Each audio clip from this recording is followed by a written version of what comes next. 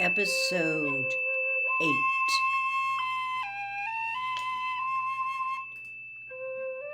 What are the Colitas? Asked the girl. They are monstrous beasts with bodies like bears and heads like tigers, Replied the lion. and with claws so long and sharp that they can tear me in two as easily as I could kill Toto. I'm terribly afraid of the Colitas. I'm not surprised that you are, returned Dorothy. They must be dreadful beasts. The lion was about to reply when suddenly they came across another gulf across the road. But this one was so broad and deep that the lion knew at once he could not leap across it.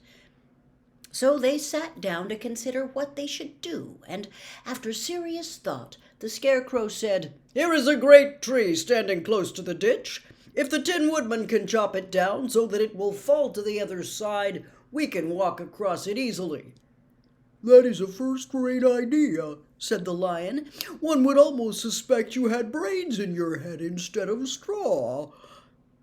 The woodman set to work at once, and so sharp was his axe that the tree was soon chopped nearly through.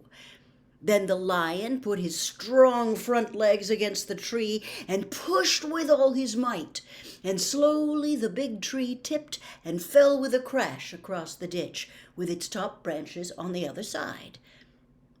They had just started to cross this queer bridge when a sharp growl made them all look up, and to their horror they saw running toward them two great beasts with bodies like bears and heads like tigers. They are the Colitas, said the Cowardly Lion, beginning to tremble. Quick, said the Scarecrow, let us cross over. So Dorothy went first, holding Toto in her arms. The Tin Woodman followed, and the Scarecrow came next.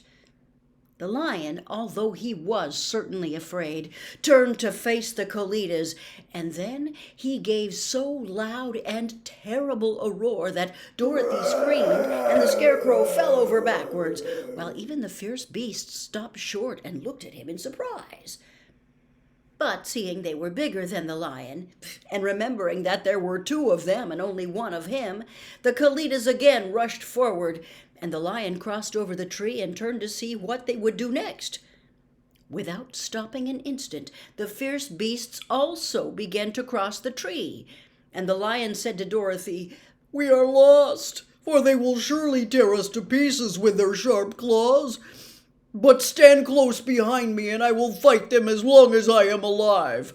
Wait a minute, called the Scarecrow. He had been thinking what was best to be done, and now he asked the woodman to chop away the end of the tree that rested on their side of the ditch.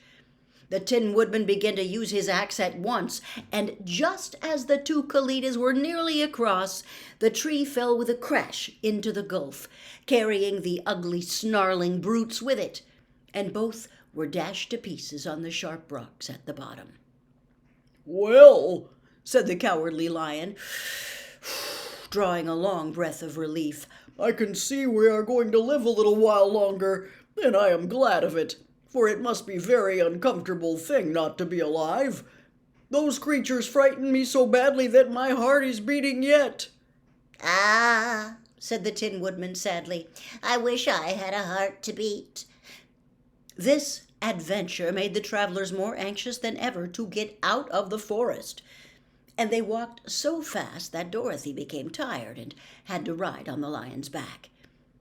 To their great joy, the trees became thinner the further they advanced, and in the afternoon they suddenly came upon a broad river flowing swiftly just before them. On the other side of the water they could see the road of yellow brick running through a beautiful country, with green meadows dotted with bright flowers, and all the road bordered with trees hanging full of delicious fruits. They were greatly pleased to see this delightful country before them. How shall we cross the river? Asked Dorothy. That is easily done, replied the Scarecrow. The Tin Woodman must build us a raft so we can float to the other side. So the woodman took his axe and began to chop down small trees to make a raft. And while he was busy at this, the Scarecrow found on the river bank a tree full of fine fruit. This pleased Dorothy, who had eaten nothing but nuts all day, and she made a hearty meal of the ripe fruit. But it takes time to make a raft, even when one is as industrious and untiring as the Tin Woodman, and when night came the work was not done. So they found a cozy place under the trees, where they slept well until the morning, and Dorothy dreamed of the Emerald City and of the good Wizard Oz, who would soon send her back to her own home again. Chapter 8. The Deadly Poppy Field.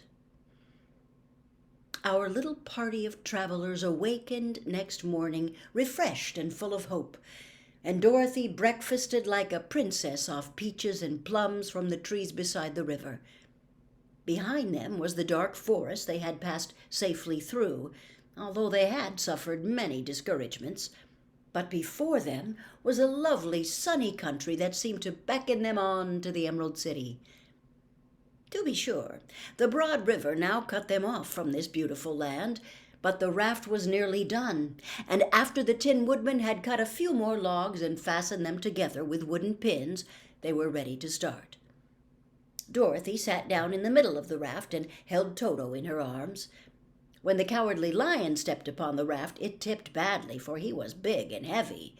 But the Scarecrow and the Tin Woodman stood upon the other end to steady it, and they had long poles in their hands to push the raft through the water.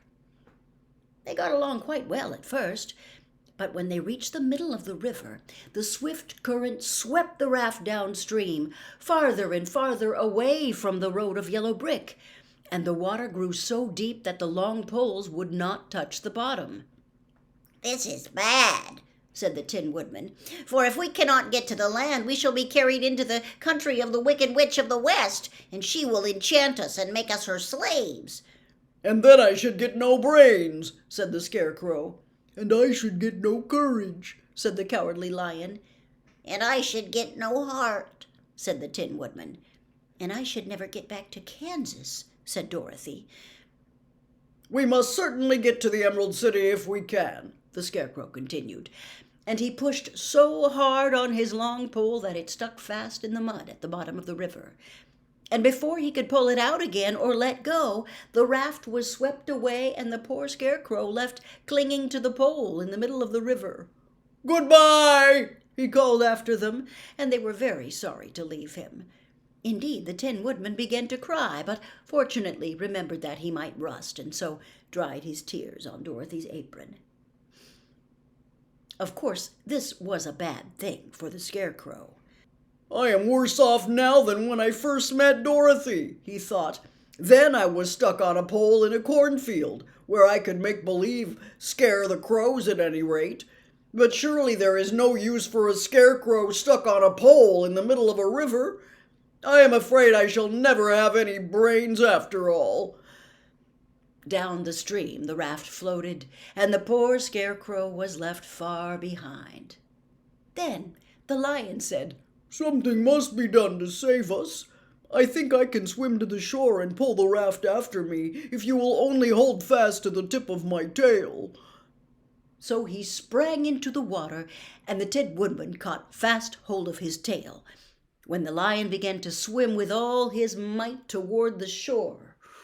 It was hard work, although he was so big, but by and by they were drawn out of the current, and then Dorothy took the Tin Woodman's long pole and helped push the raft to the land. They were all tired out when they reached the shore at last and stepped off upon the pretty green grass. And they also knew that the stream had carried them a long way past the road of yellow brick that led to the Emerald City. "What shall we do now?" asked the Tin Woodman, as the Lion lay down on the grass to let the sun dry him. "We must get back to the road in some way," said Dorothy. "Well, the best plan will be to walk along the river bank until we come to the road again," remarked the Lion. So when they were rested, Dorothy picked up her basket, and they started along the grassy bank, back to the road from which the river had carried them. It was a lovely country, with plenty of flowers and fruit trees and sunshine to cheer them, and had they not felt so sorry for the poor Scarecrow, they could have been very happy.